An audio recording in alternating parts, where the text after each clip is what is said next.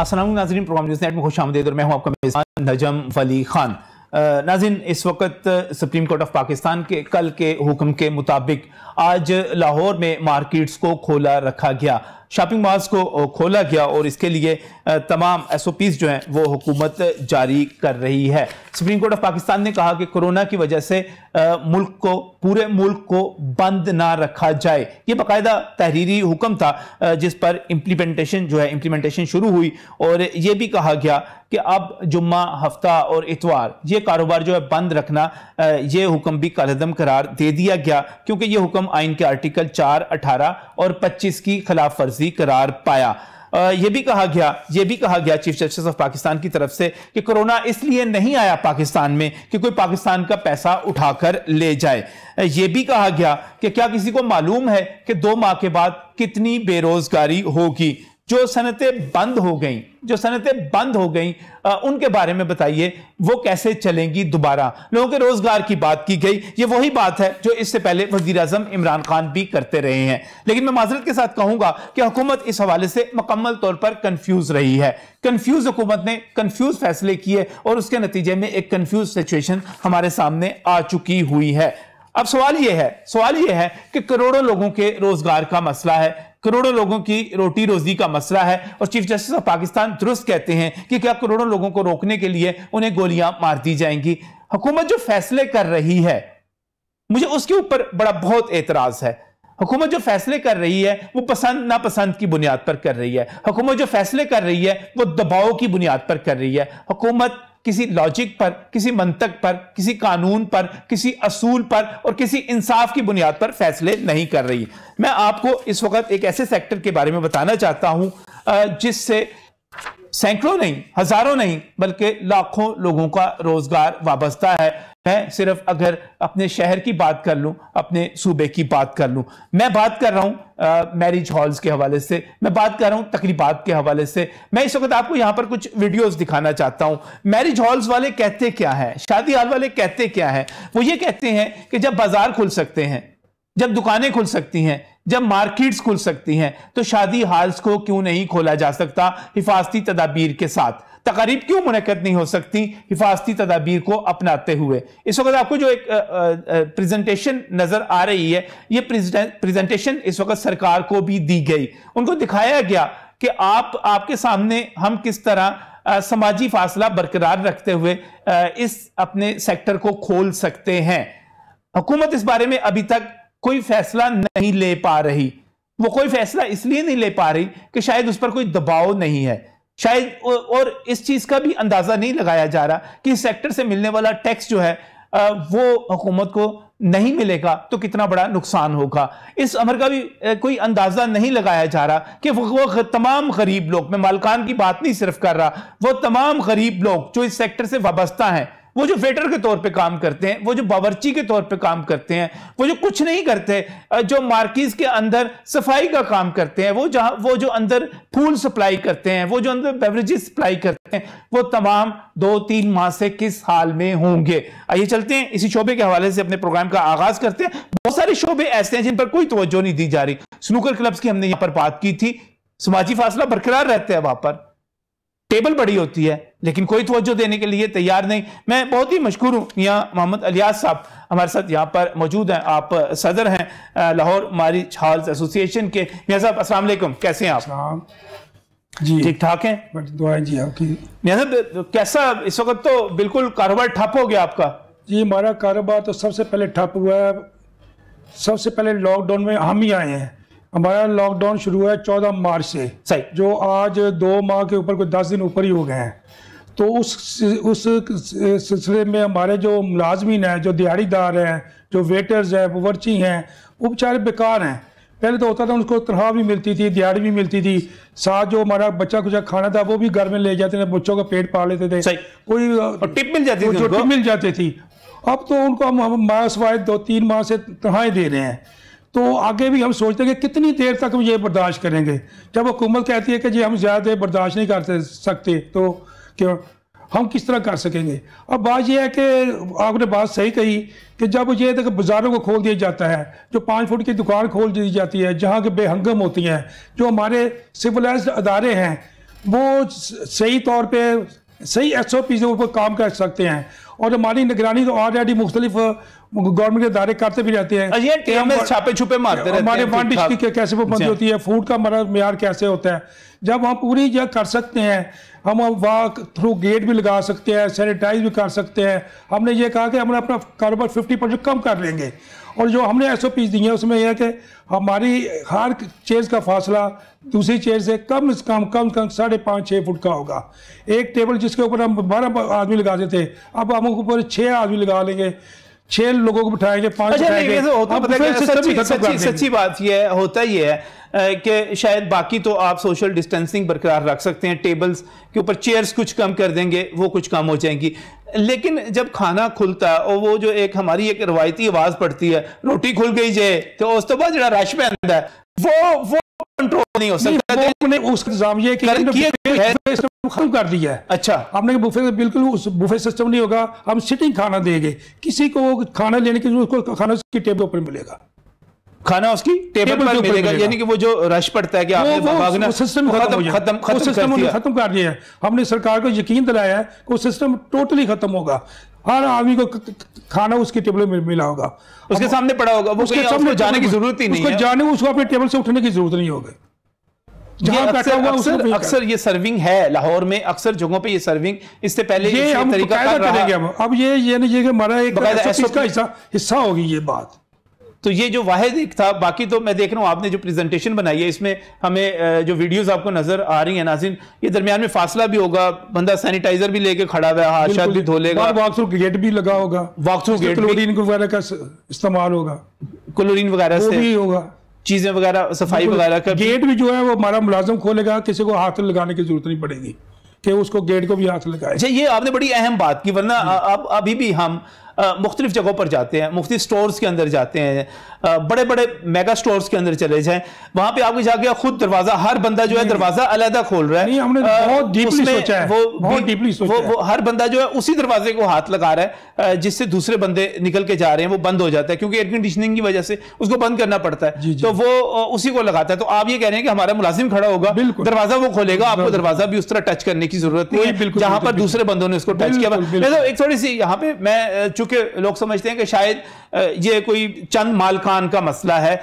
जो शादी हाल के मालकान है, मार्कीज के मालकान है, ये उनका मसला। ये अमूमी तौर पे कहते हैं लो जी बड़े बड़े बंदे ने बहुत पैसा उन्होंने कोल बहुत कमाया हुआ है। ये मुझे ये बताइएगा, आपके शादी हाल जो है इस वक्त लाहौर में, पंजाब में हैं कितने?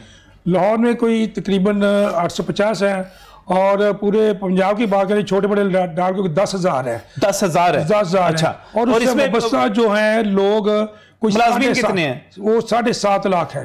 7.5 लाख जो परमानेंट भी है, आरजी भी है, वो सारे हैं।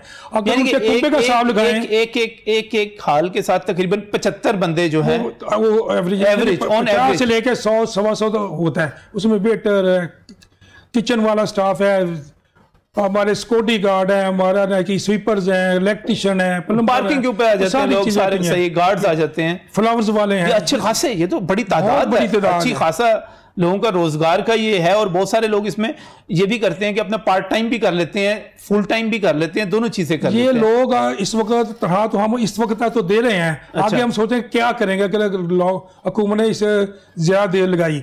पहले तो उसकी तरह के साथ साथ उनको बच्चा कुछ खाना भी मिल जाता था, जो टिप भी लेते हैं जनाब, आपके सारे मुलाज़िमीन माशाल्लाह खत्म हो गई, टिप भी लेते हैं, वो शाम को खर्चा जो है घर का वो चल जाता था, उसका तनख्वाह के अलावा भी उनका चलता रहता है। तो इतने बेताब थे कि जी हम एजिटेशन करने में, नहीं जी एजिटेशन नहीं करना, इंशाल्लाह ताला हुकूमत जल्दी हमारी बात सुनेगी। इसलिए कल हमारी मियाँ असलम इकबाल साहब से मुलाकात भी हुई है, उन्हें यकीन दहानी कराई है। बस थोड़ा सा इख्तलाफ है हुकूमत के बात से, तो हमारा ये कि हम लिमिटिंग कर दें 50 की 100 की।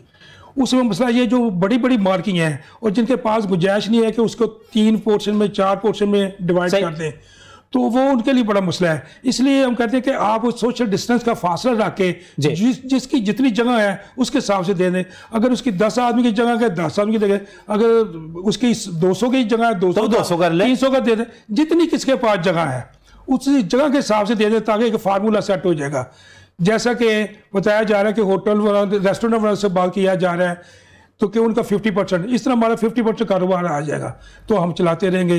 गवर्नमेंट को रेवेन्यू भी मिलेगा, लोगों को रोजगार भी मिलेगी, लोगों की जो खुशियां हैं जो मनानी है वो भी मना सकेंगे। और दूसरी बात ये है, बड़ी बददुआएं दी होंगी बेचारा लड़के लड़कियों जिनकी शादियां रह गई।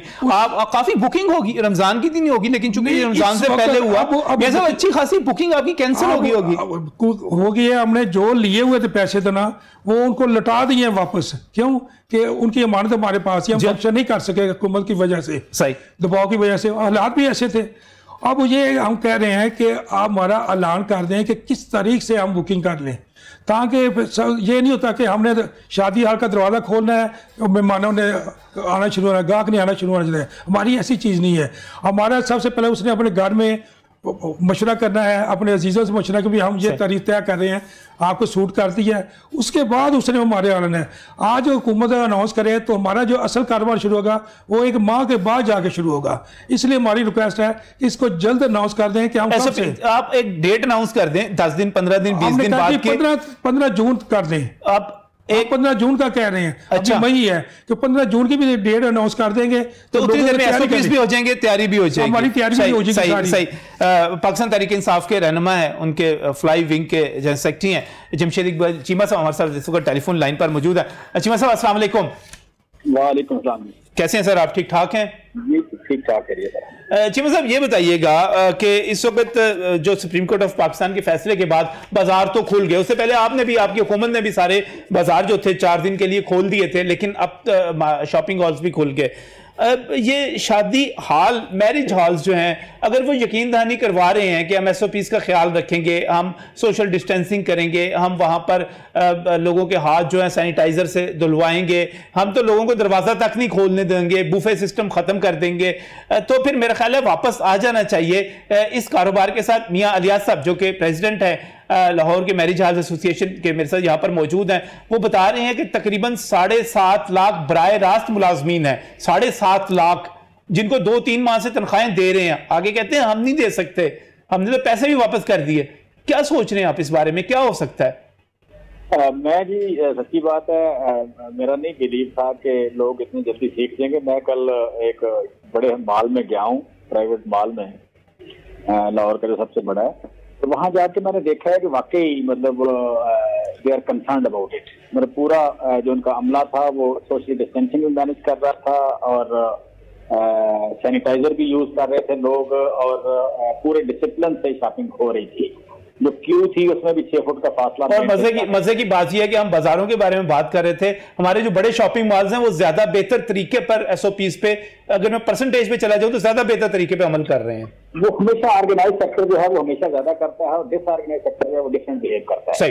तो ये ऑर्गेनाइज सेक्टर जो है वो, मतलब मुझे बड़ी खुशी हुई कल देख के कि वो बेहतर अंदाज में परफॉर्म कर रहे थे। सो मेरा पहले ख्याल था कि शादी हॉल जो है ये भी नहीं कर सकेंगे, लेकिन जब किसी को अपने बिजनेस की सर्वाइवल का इशू होता है और आप कह लें कि उसका बिजनेस एट रिस्क जाता है, एट स्टेक चला जाता है, तो लोग करना शुरू कर देते हैं जी। तो मैं समझता हूँ कि मैं तो कल उसे देख के हौसला अफजाई हुई मेरी कि हमारे लोगों ने पोस्ट कोरोना रहना सीख लिया है, ये सीखते जा रहे हैं, ये लोग डिसिप्लिन में आ रहे हैं। तो डिसिप्लिन में आ जाए तो कोरोना तो अगला 1.5 साल भी है और हमेशा के लिए भी है। सो आप कह लें कोरोना के बाद भी रहना है हमने, तो डिसिप्लिन में लोग आ जाएंगे तो हम रह सकते हैं। लिहाजा आप कह लें कि ये जो जून है, जून के बारे में कहा जा रहा है कि जून 15 शायद पीक हो कोरोना की पाकिस्तान में जी, उसके बाद ये डाउन %। सो जून तो मेरा ख्याल थोड़ा सा अर्ली होगा जून का, लेकिन पहले मेरा ख्याल था कि शायद ये सालों बिजनेस ना खुले, ये फेस्टिविटी का है, ये शादी हॉल का है, या इवेंट मैनेजमेंट का है। लेकिन अब मैं बड़ा सच्ची बात है, कल बड़ा इंकरेज हुआ हूँ कि ये बिजनेस खुल जाएगा इंशाल्लाह। रेस्टोरेंट भी खुल रहे हैं और शादी हॉल भी खुल देंगे। अब ये जस्ट मैटर ऑफ टाइम के भी, मतलब आप करें 30 हफ्ते में खुल रहा है, 4 हफ्ते में खुल रहा है, ये 1 जुलाई को खुल रहा है, ये 15 अपना जून को खुलता है। तो 15 जुलाई मुझे नहीं लगता क्योंकि अभी तक पीक आई नहीं है, पीक की तरफ जा रहा है कोरोना। इन दिनों थोड़ा ज्यादा रिस्की हो जाएगा कि छतें नीची हैं और उस तरह ओपन नहीं है छतें, और आप कह लें कि जो इसका बना हुआ है, यू कैन से कि जो कंस्ट्रक्शन है, कंस्ट्रक्शन सपोर्ट नहीं करती। ये देखा ये गया है कि जहां भी थोड़ा जितना क्लोज एनवायरनमेंट है वहां लोग इन्फेक्ट ज्यादा होते हैं, इन्फेक्टेड ज्यादा हो जाते हैं। शादी हालों का जो माहौल है वो आप कह लें कि इंफेक्टेड ज्यादा होने का इम्कान है। मैं समझता हूँ पीक गुजरने के बाद इसको होना चाहिए, वो शायद कोई 1 जुलाई के लगभग। अच्छा मियां साहब छतें नीची हैं, एसी सिस्टम चलेगा तो वो कह रहे हैं उससे खतरा पैदा हो सकता है। नहीं ऐसी बात नहीं है। हमारी शादी हाल की छतें जो है ना, तो जो मार्की हैं वो 35 फुट की छतें हैं, 25 फुट की, 30 फुट की। मार्कियन हालात में बेहतर चीज है, वो तो छोटे हाल है जो बिल्कुल छोटे 10 मरले के 15, उसमें ऐसी बात हो सकती है। 15 फुट के लगभग उनकी हाइट है। मार्की थोड़ा मैं समझ बेहतर जी, मार्की की छत तो बहुत काफी ठीक है, 35 फुट ऊंची है। मार्की में फर्दर अमेंडमेंट करना आसान है एज कम्पेयर टू शादी हाल है। बट अहम बात यह है कि मैं तो सच्ची बात एनकरेज हुआ हूं कि लोग कोरोना के साथ रहना मैनेज करना सीख रहे हैं और डिसिप्लिन में आ रहे हैं। लेकिन बाजारों में सूरत हाल जो है ना हुकूमत नजर आती है ना ताजर तंजीमें नजर आती है। मैं यहाँ पर एक ब्रेक की तरफ जाना चाह रहा हूँ, ब्रेक से वापस आऊंगा तो इस बात को थोड़ा सा आगे बढ़ाएंगे और देखेंगे कि क्या हो सकता है क्या नहीं हो सकता। लेकिन इस वक्त एक ब्रेक।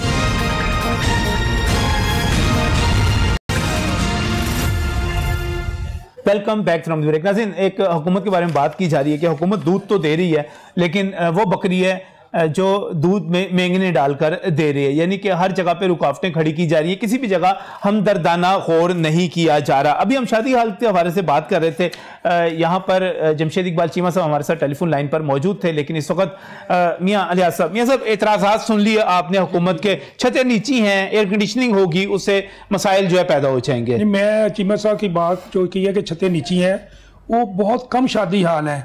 मैं उनको दावत देता हूँ मेरे हाल में आए, गार्डन टाउन आए, उसकी छत 30 फुट के ऊपर ना होगी तो मुझे कहें। 30 फुट तो बहुत ठीक ठाक किस्म की हाइट है। हम अब नए दौर के मुताबिक शादी वालों को बना रहे हैं। हाँ, कुछ जो पुराने हैं तो हम तो सबसे पहले ये बात करते हैं जो SOPs ना मुकम्मल करे वहां ना इजाजत दें। सही, ठीक है ना।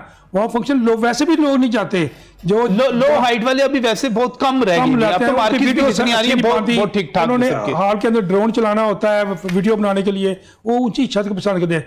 मेजॉरिटी जो शादी वालों की छतें ऊंची हैं। कॉमन सेंस की बात है। अब तो लोग ड्रोन के साथ उसकी जो फोटोग्राफी करते हैं, जो वीडियो बनती है, वो नीची छत में हो नहीं सकती। सही, इसका मतलब ये कि आप तैयार हैं SOPs जो हैं बिल्कुल उसको पूरा करते हुए। यही है हमारे, यही रिक्वेस्ट है कि SOPs के जो सोशल डिस्टेंस रख के उस हिसाब से जितनी जिसकी जगह है उसके हिसाब से उतने लोगों की उसे इजाजत मिलनी चाहिए। अगर वो 50 की या 50 की, अगर वो 500 की या 500 की, अगर 100 की 100 की, अगर वो सिटिंग अपनी पूरी करता है। देखी बड़ी बात है, इसमें ये कोई छुपाने वाली बात नहीं होगी कि जो एक डिश है या 2 डिश है, वो सामने सीटें लगी हुई हैं। बिल्कुल 7.5 लाख लोग इस वक्त जो है कम से कम बराह रास्त वाबस्ता हैं। 7.5 लाख लोगों के अलावा नाज़रीन इसके अलावा भी बहुत सारे लोग ऐसे हैं जो बिलवास्ता किसी भी कारोबार से वाबस्ता होते हैं, जैसे डेयरी का काम करने वाले, दूध दही वहां पर फ्लावर जो है सप्लाई करने वाले, वहां पर बहुत सारे शोबे ऐसे हैं जिनका रोजगार इस वक्त बिल्कुल। और अगर हम शॉपिंग हॉल्स के अंदर, बड़े बड़े मॉल्स के अंदर SOPs को देख रहे हैं कि वहां पर अमल दरामद हो रहा है, तो यकीनी तौर पर हमारे शादी हाल्स भी कर सकते हैं। अब एक और टॉपिक की तरफ चलते हैं, दिलचस्प टॉपिक है। आपको याद होगा मैंने कुछ दिन पहले एक प्रोग्राम किया था अपने ट्रांसपोर्टर दोस्तों के साथ। ट्रांसपोर्टर हमारे जो हजरात हैं वो सारे के सारे कह रहे थे कि हमारी ट्रांसपोर्ट को खोल दिया जाए, हम SOPs पर अमल करेंगे, हम अपनी बस में 60 की जगह 40 बंदे बिठा देंगे, हम सैनिटाइजर दे देंगे, हम हर तरह से अमल करेंगे, हमारा कारोबार खोल दिया जाए। क्योंकि इस वक्त सिर्फ लारी अड्डे के इर्द गिर्द लाखों लोग ऐसे हैं जो बेरोजगार हैं, जिनका काम नहीं चल रहा। इस वक्त स्टूडियोज में मियां खान बलोच साहब हमारे साथ मौजूद हैं। आप सदर हैं पब्लिक ट्रांसपोर्ट वर्कर्स फेडरेशन के, और मियां साहब मेरे साथ प्रोग्राम में मौजूद थे। अब जब हुकूमत ने इजाजत दे दी, कहा चलाओ बसें भाई, निकालो बसें, लोगों को लेकर जाओ, ट्रांसपोर्ट चलाओ, तो मियां साहब आपने बसें बंद कर दी हैं, आपने खोलने से इंकार कर दिया ट्रांसपोर्ट को, आप लोगों के लिए सर्विस नहीं चला रहे। ये उल्टा काम हो गया। मेरे प्रोग्राम में आप कह रहे थे हमने खोलनी है, अब आप मुकर गए हैं। जी बिल्कुल, हम चलाना चाह रहे हैं बसें, बसों का मसला नहीं है। जो SOP बनाई गई हैं वो हमारे मुताबिक नहीं बनाए गए। ट्रांसपोर्टरों की मशवरे से जो हमारी पहली मीटिंग हुई थी राजा प्रसाद साहब से, मियां असलम इकबाल से, सही हमारी यही मीटिंग हुई थी, हमारे साथ SOP शेयर किए जाएं, हमें दिखाया जाए, हमारे साथ मिलके SOP बनाए जाएं। जब हम बस निकालते हैं पहले उसकी एक सीट का किराया गवर्नमेंट को देते हैं हम, ठीक है। उसके बाद जब उसने वहां से निकलना है तो उसने सारे रास्ते पैसे बांटते जाना है। आगे हमें 20 पैसे बांटते जाना है सर, पैसे ये बांटते जाना है, जहां पे स्टाफ करना है, जहां से सवारी उठानी है वहां पे पैसे देने पड़ते हैं, ठीक है ना। जो हम 100 लोगों के घर पलते हैं हमारे एक बस के ऊपर ना, तो जब ये मामला होता है फिर वार्डन आ जाती है, फिर पुलिस वाले आ जाते हैं, फिर उसके बाद मोटरवे वाले आ जाते हैं। रिश्वतों की बात कर रहे हैं आप? सर चलान जुर्मानों की बात कर रहे हैं। अच्छा, उसमें रिश्वत भी आ जाती है, उसमें चलान भी आ जाता है, उसमें रिश्वत भी सारा कुछ आ जाता है, सारा कुछ आ जाता है। इसमें ये है अहमद रजा भट्ट साहब है जो एडमिनिस्ट्रेटर लारीडा, वो जब बस निकलती है 10 से 20 हजार वो जुर्माना करते हैं। हम किन को बताएं? हुकूमत हमारे साथ बैठे, हम बैठने को तैयार हैं, हम सारे काम करने के लिए तैयार हैं। नहीं, हमारा 10 से 20 हजार अगर भट्ट साहब ने जुर्माना कर दिया तो ਤੁਹਾਡੇ पल्ले की रह गया, खाली हो गए सर। बिल्कुल असि तो खाली हो गए सर, साड़ी तो बचत भी और ना लैगी ना, जी 5-10 हजार रुपया बचते ने और उल्टा मालक 10 हजार को पा के दे सर, असि तो नहीं चला सकते। टायर महंगे हो गए सर, बैटरियां हर पार्ट्स महंगा हो गया सर। नहीं, अब हुकूमत क्या कह रही है? हमारे पास तो जो SOPs आए वो ये है कि आपने फासले पर बिठाना है। सर वो हुकूमत कह रही है हमें कि एक सीट पे आप 2 सीटों वाली पे एक आदमी बिठाना है, ठीक है सर, हम बिठाने के लिए तैयार हैं। जैसे कि PIA का कराची का किराया था 17,000 रुपया, वो हो गया 55-50 हजार, ठीक है। हम भी चाहते हैं कि हम डबल किराया लेंगे, फिर हम पैसेंजर को बिठाएंगे, फैसिलिटियां देंगे, हम सारी जो SOP हमारे साथ तय करेंगे उस SOP पे हम अमल करेंगे। यानी कि आप कह रहे हैं कि जो दूसरी सीट खाली रखेंगे फिर उसका किराया लेंगे? जी, उसका डबल होगा। अगर वो सिंगल किराए में हम ले जाते हैं, बिलफर्ज मुल्तान का किराया 1,000 रुपया है, सही, ठीक है सर, और 20 पैसेंजर हमने बिठाए हैं, वो 20,000 में जाएगी बस, वो 20,000 तो उसका डीजल ही है। तो जो हमारे साथ अमला है गाड़ी के साथ मिस्त्री मैकेनिक, उनको हम पैसे कहां से देंगे? घरों से ला के देंगे सर। यानी तेल पानी का खर्चा ही 20,000 रुपया जी। तो टोटली जो हमारा अखराजात हैं वो ज्यादा हैं, बचत कुछ नहीं है, पै जाएगा इस वजह से। बसें नहीं निकाली इस वजह से, बसें इसी वजह से नहीं निकाल रहे हम। तो अब आप चाह रहे हैं कि या तो आप सवारियां पूरी बिठाएं जी, तो या आप जो है किराया डबल लें। जी, हमने किराया, सरकार कह रही है 20% कम लें। सरकार का हमने, पेट्रोल सस्ता हो गया ना, सरकार का हमने बात मान ली, हमने 20% किराया कम कर दिया, 15% हमने नॉन AC का किराया कम कर दिया, ठीक है। लेकिन वो हमारी बात भी सुने ना, अपने SOP रख दिए उसने सख्त, जो हमारे वो बसें चल नहीं सकती। मोटरवे पे जाना है, उन्होंने कहा नहीं इस SOP के हम नहीं मानते, पंजाब को हम फेडरल गवर्नमेंट को मानते हैं, हमें वो SOP जारी करें। अच्छा, मुझे एक बात बताएं, आप कुछ लोग हैं जो फड्डा डाल रहे हैं, KPK में बसें चल गई हैं, KPK में कैसे चल रही हैं? KPK का शेड्यूल हो रहा है, हमारा शेड्यूल हो रहा है, हम कहते हैं KPK के साथ हमें अटैच कर दें। जब हमारे जब कुछ SOPs मुख्तलिफ नहीं है, शेड्यूल मुख्तलिफ है, KPK मुख्तलिफ, बिल्कुल मुख्तलिफ है। सिंध का अलहदा है, बलूचिस्तान का अलहदा है, ये चारों सूबे हैं, चारों सूबों का एक ही होना चाहिए ना। सही, बसें तो ठीक है, वो तो बैन सूबाई भी चलती हैं, सारा कुछ आप देख लें, हमारे पास डायरेक्ट 3-3 करोड़ वाली बस भी है, ठीक है, जो जहाज में सफर नहीं कर सकते। मतलब एक बात, जो लाहौर से पेशावर चलती है, उसका लाहौर से जाते वक्त उसके SOPs, उसका शेड्यूल अलग है। जब वो पेशावर से रवाना होगी तो उसको अलग है, जब वो पिंडी में आएगी और लाहौर की तरफ आने तो अलग हो जाएगा। तो अब चाहते हैं आप करना क्या? हमारे साथ नए SOP बनाए जाए, हमें बुलाया जाए, टेबल टॉक की जाए। अभी तक हमारे साथ किसी ने राब्ता नहीं किया। मियां असलम इकबाल साहब का सुना था हमने मैसेज कि वो कहते हैं इसी शेड्यूल पे अमल दरामद करवाना हमने, ठीक है। जैसे कल चौहान साहब ने बयान दिया है कि हमारे मुज़ाकरात हो जाएंगे, ट्रांसपोर्ट का मसला हल हो जाएगा, ठीक है। वो कहता है जी मैं नहीं कुछ करूंगा, ये आपके ट्रांसपोर्ट है जानजेब खिच्ची साहब, वो आपका मसला हल करेंगे। मैं तो तर्जमान हूं, मुझे तो वो जो बयान देंगे तो मैंने वो बयान देना है। तो वजीर इत्तलात सही कह रहे हैं। हाँ जी, वो सही कह रहे हैं। खिची साहब मसला तो खिची साहब ने, आप मुझे पिछले प्रोग्राम में बता रहे थे खिची साहब फोन नहीं सुनते, शायद उनको कोरोना उसमें से निकलता है। जी, तो फोन सुन लिया उन्होंने? जी, फोन सुन लिया उन्होंने। हमने कहा आए हमारे साथ टेबल टॉक करें, हमें हमारे SOP। अच्छा, अब क्या करें? अभी तो इस वक्त सूरत हाल ये है कि अभी उतना रश नहीं है, लेकिन अभी दफातर बंद होने हैं जो खुले हुए हैं, बहुत सारे लोग अभी उन्होंने वापस जाना है। जब ईद के करीब होगा तो ये तो मसला बन जाएगा आवाम के लिए बहुत। हमारे लिए ये मसला है कि 3 दिन के लिए उन्होंने हमें चलाना है, 3 दिन आप चलाएं, ठीक है। 2 माह से पहले हमारी बसें खड़ी हुई हैं, ठीक है। 1 लाख रुपया बस के ऊपर खर्चा है, टायरों का, बैटरियों का, उसकी मेंटेनेंस का, ठीक है। वो लगा के हम लगाते हैं ऊपर। 3 दिन के लिए तो हम नहीं चला सकते बसें, चलाना है हमें रेगुलर चलवाएं।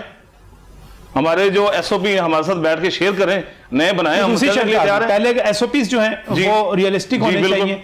ये कितना है, ये कितनी बस होती है आपकी, कितने फुट पे बंदा बिठाना है, किस तरह क्या? सर 6.5 फुट की बस है। हाँ जी, 3 फुट का उन्होंने फासला रखें, वो कैसे रख सकते हैं हम? वो तो 5-6 सवारी जाएंगे बस में, या उसके लिए हमें सब्सिडी दी जाए, क्योंकि हम लोगों को लेके जाते हैं, खिदमत करते हैं उनकी।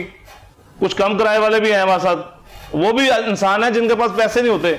ज्यादा तो हमें स्टूडेंट, पुलिस और यही नहीं हमारे साथ ताउन करते, ये ज्यादा हमारी बसों में जाते हैं, फ्री जाते हैं।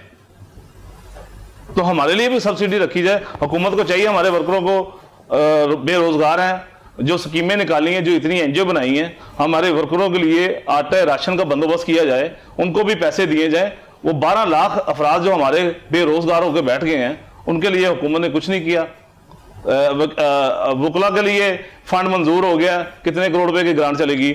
जो ताजर है उनके लिए ग्रांट जारी होगी, हमारे लिए ट्रांसपोर्टर के लिए कुछ नहीं किया। अच्छा, बिजनेस की बात करें, बिजनेस इस वक्त आप कह रहे हैं कि 6.5 फुट चौड़ी बस है जी जी, तो उसमें 3-3 फुट के फासले पे बंदा हो, तो अगर पीछे अगर आप लंबाई के रुख पे तो 3 फुट नहीं कर सकते, वो तो बहुत जी, वो लंबी है ज्यादा जी। वो नहीं, मैं फासले की बात कर रहा हूँ कि उसका मतलब ये होगा फिर तो आप बंदे 7-8 बंदे बिठा के, ये हमारा नुकसान है, ये हमारा नुकसान है। हम चाहते हैं हमारी बसें जैसे हैं, हम सैनिटाइजर भी करेंगे, मास्क भी देंगे, हम जो एसओपी गवर्नमेंट के हम फॉलो करने के लिए तैयार हैं, लेकिन हमारे साथ बैठ के पहले वो शेड्यूल तय किया जाए, जिस शेड्यूल के हमने चलना है। बस हमारी निकलेगी, कोई एजेंसी उसको पकड़ेगी नहीं, कोई पुलिस वाला उसको तंग नहीं करेगा, कोई टोल प्लाजे वाले जो इतने पैसे ले रहे हैं वो कम करवाए जाए, हमें भी सब्सिडी दी जाए, टोकन टैक्स में हमें सब्सिडी दी जाए, हमारे जो अपना पासिंग है उसमें हमें सब्सिडी दी जाए, जैसे सिंध गवर्नमेंट कर रही है कि हम ये फैसिलिटियां देंगे।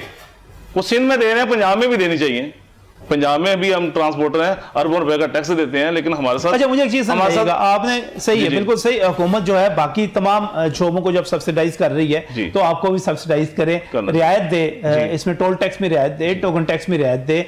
पेट्रोल तो सस्ता हो चुका है, वो उससे आपको बड़ा फायदा होगा, उसमें आपने किराए जो है कम भी कर दिए, ये ठीक हो गया। लेकिन अब आपका ये कहना है कि लाहौर से मुल्तान का अगर 1000 रुपए किराया है तो आप 20% कम कर देंगे, उसको 800 रुपया हो जाएगा, लेकिन वो 800 नहीं होगा, वो जो आपको 7 वाली सीट का किराया देना पड़ेगा वो 1600 हो जाएगा। 1600 हो जाएगा, बिल्कुल 1600 हो जाएगा। एक बंदे ने जब मुल्तान जाना है जी बिल्कुल, तो प्रैक्टिकली मियां साहब 1600 देगा तो वो जाएगा जी, 1600 देगा तो जाएगा, वरना हमारी बस नहीं चल सकती। ये मुतालबे हमारे, ये हमारे बिल्कुल अखलाकी लिहाज से देखे जाए तो ये हमारे जायज मुतालबे हैं। हमको ओवर चार्जिंग नहीं कर रहे, हम सब्सिडी देना चाहते हैं पैसेंजरों को, हुकूमत भी हमें कुछ देना सब्सिडी। सर सही सही, तो अब मसला फंस गया जी। अब वो कहते हैं कि ये जो खाली सीट है, सरकार ये कहती है खाली सीट का किराया नहीं लेना जी, आप कहते हैं जी खाली एक सीट का हम किराया दे भी रहे हैं। हमारी 20 से 25,000 बस चलती है ना, एक सीट का किराया गवर्नमेंट को जा रहा है, अरबों रुपया टैक्स है। नहीं, वो तो टैक्स में जाता है ना, वो टैक्स में जाता है ना, एक सीट है ना, एक सीट का किराया हम दे रहे हैं गवर्नमेंट को। 50% सीट्स की बात कर रहा हूं, जो इस वक्त बसों की आधी सीटें खाली पड़ी होंगी। आप ये कह रहे हैं कि वो आधी खाली जो होंगी वो हमने अपने पल्ले में नहीं डाल के, नहीं अपने पल्ले से नहीं चला सकते, वो हम 20% कम करेंगे। लेकिन 20% कम होने का मतलब भी ये होगा कि मजमूई तौर पर वो 60% 60% बढ़ जाएगा जब वो 1600 किराया होगा। सर अब चल रही हैं प्राइवेट कारें चल रही हैं जी, जब से हमारी ट्रांसपोर्ट बंद है, वो 3 से 4 हज़ार रुपए मुल्तान का ले रही है, कोयटा का ले रही है 16,000 रुपया, पिंडी का ले रहे हैं मुल्तान 3 से 4। जी, मुल्तान को एक बना लेते हैं हम, एक आपने कहा, तो इसका मतलब ये हुआ कि अभी भी जो बंदा वहां पे जा रहा है वो आप 1600 कह रहे हैं, वो 3 से 4 हज़ार रुपया देकर जा रहा है जी बिल्कुल। और मेरा कार के अंदर तो सोशल डिस्टेंसिंग भी नहीं हो पाती, नहीं होती। 3 सवारियां पीछे एक आगे है, 4 सवारियां बिठा के लेके जा रहा है। 3 सवारियां तो फंस जाती है पूरी, फंस के वो फंसा के लेके जा रहा है जी। वहां पे किधर है एसओपी, वहां पे किधर है वो 3 फुट का वाया? प्राइवेट बिजनेस कर रहा है तो हम तो फिर ट्रांसपोर्ट। ये एक और पहलू आ गया कि अगर किसी बंदे ने जाना है तो वो अगर 1600 रुपया दे रहा है तो वो फिर भी कार के मुकाबले में जो इस वक्त उसको मजबूरी की हालत में पे करना पड़ रहा है, वो उससे आधा जो है आधा फिर भी आधा है और उसको एक 2 सीटें मिल रही हैं, खाली मिल रही हैं, सहूलत मिल रही है, खुला डोला होकर जा रहा है और फैसिलिटियां भी मिल रही हैं उसको। अगर हुकूमत ने सीट खाली रखवानी है तो फिर किराया देना पड़ेगा, मतलब ये हो गया, इसके बगैर नहीं चल सकता। इसके बगैर नहीं चल सकता, नहीं बिल्कुल नहीं चल सकता। मान लें थोड़ा सा वो खाली छोड़ दें जी, बिल्कुल नहीं चल सकता। हम पहले मर गए हैं जी, 2 माह के हो गए हमें, हमारे वर्कर भूखे मर गए, जितना हो सका था हमने किया, गवर्नमेंट ने हमारे साथ कोई तामन नहीं किया। उस्मान बुज़दार साहब माशाल्लाह अपने इलाके में जाते हैं तो हॉस्पिटल बना रहे हैं, सारा कुछ कर रहे हैं, लेकिन हमारे लिए गरीबों के लिए भी देखें, कभी हमारे साथ गरीब कहां से हो गए? कभी सर गरीब ही है सर, एक किस्तों पे गाड़ी लेते हैं, बैंक की गाड़ी है सर, सिर्फ सफेद पोशी है ट्रांसपोर्टर की, है कुछ नहीं है। कुछ चला के देखे कि वो अपना पैसा खर्च कर दे। बहुत बहुत शुक्रिया मियां खान साहब आने के लिए प्रोग्राम में। नहीं, ये एक दिलचस्प, आप जो है ना हमेशा एकतरफा तस्वीर सामने आती है, हुकूमत कह रही है हमने तो इजाजत दे दी, एसओपीज बना ली, अब मान नहीं रहे। अब आप खुद देखें कि अगर आप खुद एक गाड़ी के मालिक हैं, आपने एक बस चलानी है, अगर उसका खर्च जो है किसी भी जगह जाने का 40,000 है, आपको उसको कमाई उसकी होनी चाहिए और वो 20,000 पे रह जाती है, और 20,000 सिर्फ आपके अखराजात भी उससे पूरे नहीं होते। आप सिर्फ पेट्रोल उसमें डलवाएंगे, अंदर से ड्राइवर का खर्च, क्लीनर का खर्च, बाकी अखराजात तो पल्ले से तो नहीं देकर जाएंगे। कॉम्प्लिकेशंस पैदा हो गई हुई हैं, और कॉम्प्लिकेशंस कुछ ज़्यादा हैं, कुछ और भी हैं। आज आपने शहर को देखा होगा किस तरह SOPs पर अमल हो रहा है। जमशेद इकबाल चीमा साहब फरमा रहे थे कि बिल्कुल शॉपिंग मॉल्स में हो रहा है, बाजारों में जिस तरह रश पड़ा हुआ है वो क्या सूरत हाल है। चलते हैं ब्रेक की तरफ। ब्रेक के बाद जब हम वापस आएंगे तो डॉक्टर तारिक महमूद मियां साहब हमारे साथ होंगे, क्या वो देख रहे हैं, क्या समझ रहे हैं, क्या होने वाला है इस ब्रेक के बाद।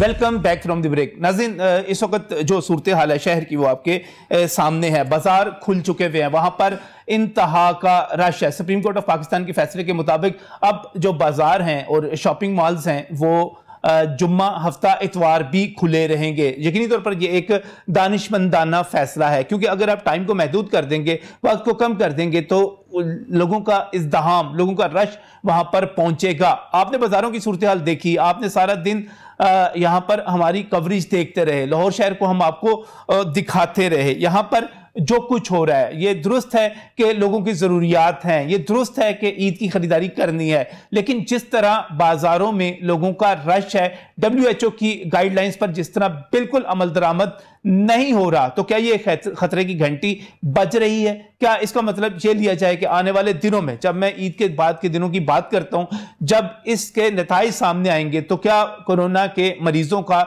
एक सुनामी आने वाला है?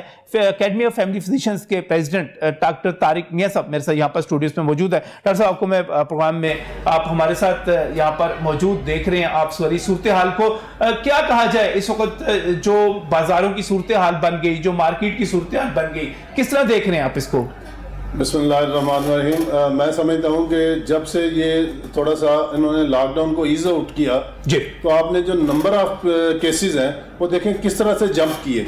दुनिया के किसी मुल्क में ऐसा नहीं हुआ कि आप इंक्रीजिंग फेज में हो और आपने लॉकडाउन को बिल्कुल। एक मिनट यहाँ पर मुझे थोड़ा सा एक मौका दीजिएगा। आपने कहा लॉकडाउन को ईज आउट किया, लॉकडाउन को ईज आउट किए भी अभी 2-3-4 दिन हुए, कोई ज्यादा दिन नहीं हुए, ये अभी एक हफ्ता हुआ। क्या आप ये समझते हैं कि एक हफ्ते के अंदर अंदर सारे पेशेंट्स आ गए? ये तो पीछे का आपका सारे का सारा बोझ होगा, वायरस होगा जो मुंतकिल किया गया होगा। असल में ये है जी कि हमारे यहाँ शुरू से ही कह रहे थे कि हमारे यहाँ टेस्टिंग नहीं हो रही, हमारे पास एक्चुअल नंबर ऑफ पेशेंट्स हमारे पास है ही नहीं।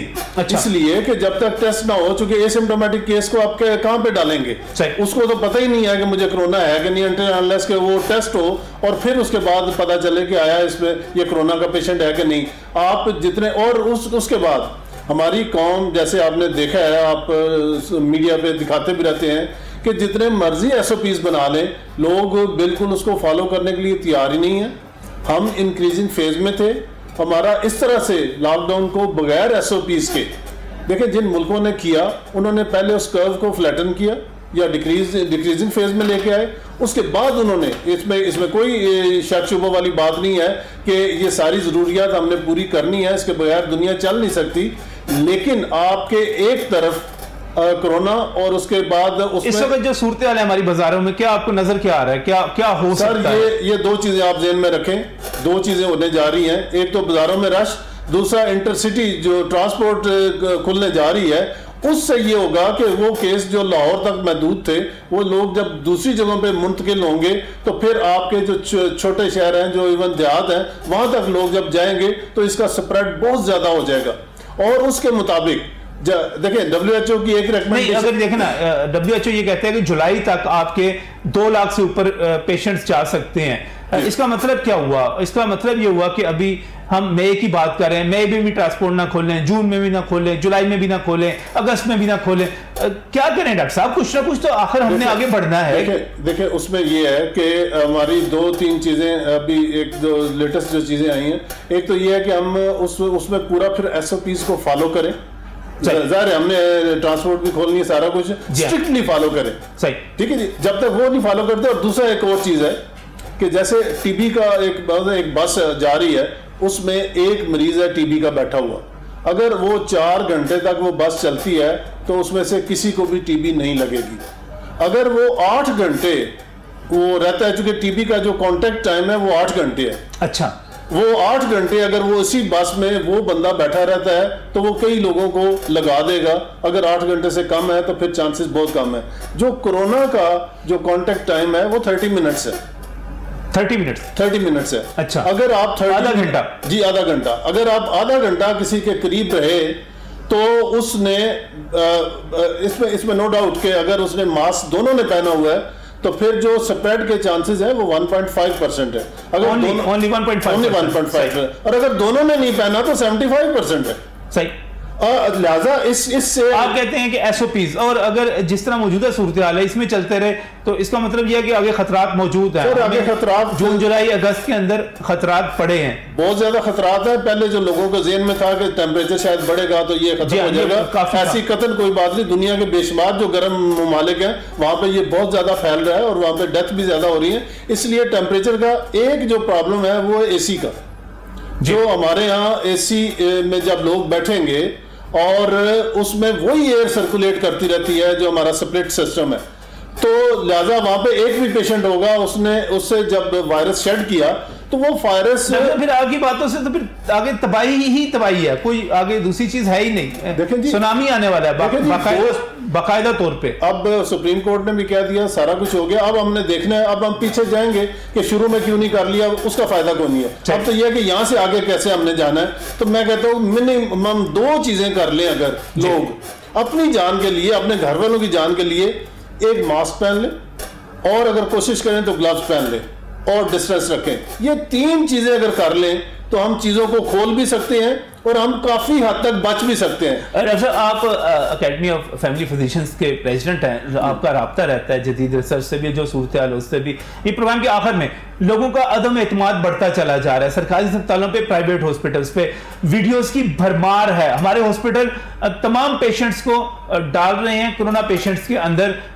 इवन कोई किसी को ब्रेन हेमरेज है उसको भी लावारस फेंका जा रहा है, किसी को कोई बीमारी है, कोई आ रहा है उसको किसी शिकायत के साथ आ रहा है उसको कोरोना के अंदर डालकर माजरत के साथ। प्राइवेट हॉस्पिटल्स जो है लाखों की दिहाड़ियां लगा रहे हैं। सरकारी हॉस्पिटल्स का मुझे नहीं पता क्या एसओपीज है क्या नहीं है, वहां पर लोगों को कोरोना वार्ड्स में फेंका जा रहा है। लोग खौफजदा हो गए हैं, लोग डर गए हैं हॉस्पिटल जाने से, बजाय इलाज लेने के लिए जाएं। आज कोई लोग ये सोच रहे हैं कि हम हॉस्पिटल जाएं ना। ये क्या सूरत हाल बन गई है? ये आपने बिल्कुल सही कहा। अभी हमारे पास पेशेंट आते हैं तो उन्हें किसी को रेफर करें कि आप टर्शियरी केयर हॉस्पिटल में चले जाएं, तो लोग कहते हैं डॉक्टर साहब नहीं, वहां पे हमने नहीं जाना। पर क्यों नहीं जाना?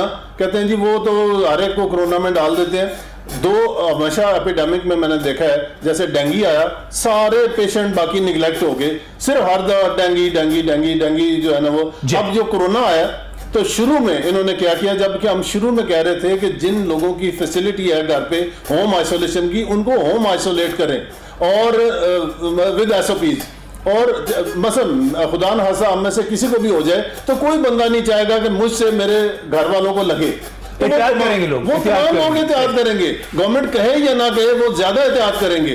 तो इसलिए दैट वाज आइडियल सोल्यूशन, लेकिन गवर्नमेंट ने उस वक्त नहीं किया। हमारे एक डॉक्टर साहब हैं, उनको पॉजिटिव हुआ, उनको एक दिन पीकेएलआई ले गए, दूसरे दिन उनकी मिसेज का रिजल्ट पॉजिटिव आ गया। घर में उनके और कोई बंदा नहीं था, उनकी मिसेज थी। उन्हें उठने में थोड़ी सी देर हुई तो उन्होंने उनकी दीवार फैला के दरवाजे तोड़ के और उन्हें लिटरली मतलब ड्रैग करके उन्हें बाहर लेके आए। ये तो हाल है। जब ये हाल होगी तो फिर लोग ना टेस्ट कराएंगे ना गवर्नमेंट हॉस्पिटल में जाएंगे और उनकी कोशिश ये होगी कि किसी तरह से हमें इससे बचा लिया जाए। ये मेरा ख्याल है एटीट्यूड बहुत ज्यादा गलत है। हमें बहुत फ्रेंडली होना चाहिए, ना कि इन मरीजों को हमें दहशतगर्द। आप वीडियोस देख रहे हैं, आप मेरे पास एक वीडियो है लाहौर के डिफेंस की साइड के एक हॉस्पिटल की, नाम नहीं लेना चाहता, मिलियंस में चले गए जनाब उसके व्यूज, और उसका रिजल्ट क्या निकल रहा है। वो बंदा जिस तरह चीख रहा है, जिस तरह वो जो कुछ बता रहा है और जिस तरह वो बता रहा है कि मुझसे फीस ली गई, उसके बाद जिस तरह मुझ पर खर्च डाला गया, जिस तरह मेरी बीवी को रखा गया, मेरा ख्याल है जो उस वीडियो को देख लेगा उसके बाद वो किसी हॉस्पिटल के करीब तो नहीं जाएगा। असल में एक और भी एक चीज आ रही है जो कि बाद लोग का एतराज है कि जी हम प्राइवेट लैब से करवाते हैं तो हमारा टेस्ट नेगेटिव आ जाता है, सरकार से करते हैं। उसमें एक रीजन है।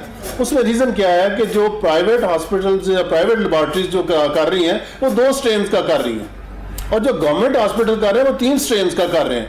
तो अगर उनके पास तीसरा स्ट्रेन ही नहीं है, फर्ज करें वो पॉजिटिव है, तो वो जब 2 स्ट्रेन वाले टेस्ट होगा तो उसमें वो नेगेटिव आ जाएगा। वही अगर टेस्ट डॉक्टर साहब ऑनेस्टली हमारे जो टेस्ट है उनकी एक्यूरेसी कितनी है इस वक्त, ये बताइएगा जरा। देखिए उसमें 65% बताई जा रही है इस वक्त। जी 30 to 40% जो है वो फॉल्स नेगेटिव और फॉल्स पॉजिटिव वो उसमें है। इसमें 35%। जी जी बिल्कुल 35 to 40%। इसका मतलब है कि जो 100 में से 60 टेस्ट ही होंगे जो बिल्कुल ठीक होंगे, बाकी इधर उधर जा सकते हैं। बेशुमार ऐसे लोग हैं जिनमें बहुत बड़ी रेशो है सर, ये बहुत बड़ी रेशो है। ये हमने एक वेबिनार कराया यूएसए के एक डॉक्टर साहब के साथ, उन्होंने कहा कि आपने सिम्टम्स को देखना है, टेस्ट को नहीं देखना। अगर सिम्टम कोरोना वाले हैं और उसकी रेडियोलॉजिकल अपीयरेंस कोरोना वाली है तो treat as a corona patient, चाहे वो नेगेटिव है। हमारे एक बहुत बड़ी बात कर रहे हैं आपने ये क्वेश्चन मार्क लग रहा है सारे टेस्ट के ऊपर, और क्वेश्चन मार्क लग रहा है हमारे हॉस्पिटल्स की जितनी एडमिनिस्ट्रेशंस हैं, जो कुछ वो इस वक्त उन्होंने जो एसओपीज अपनाए हुए हैं उनके ऊपर, और उसके नतीजे में अदम इत्मीनान और अदम तहफ़्फ़ुज़ का एहसास बढ़ता चला जा रहा है। ये मैं खुद नहीं कह रहा, ये एक पूरी वर्ल्ड में उन्होंने देखा कि बेशुमार लोग थे जिनका टेस्ट नेगेटिव था, लेकिन उनके सारे हमारे एक डॉक्टर साहब हैं, उनके भाई सगे भाई, उनको जहां पे भी लेके जाए नहीं जी चूंकि आपका कोरोना नेगेटिव है हमने आपको एडमिट नहीं करना। वो बेचारे जब उनका सांस इतना फूला और सीटी पे उनका जब आया कि ये तो पेशेंट ऑफ कोरोना, तो बड़ी मुश्किल से सवारिश से हॉस्पिटल अगले दिन उनकी डेथ होगी। He was a young patient. तो प्रॉब्लम नेगेटिव आता रहा, वो नेगेटिव आता रहा, 4 टेस्ट उनके नेगेटिव आए।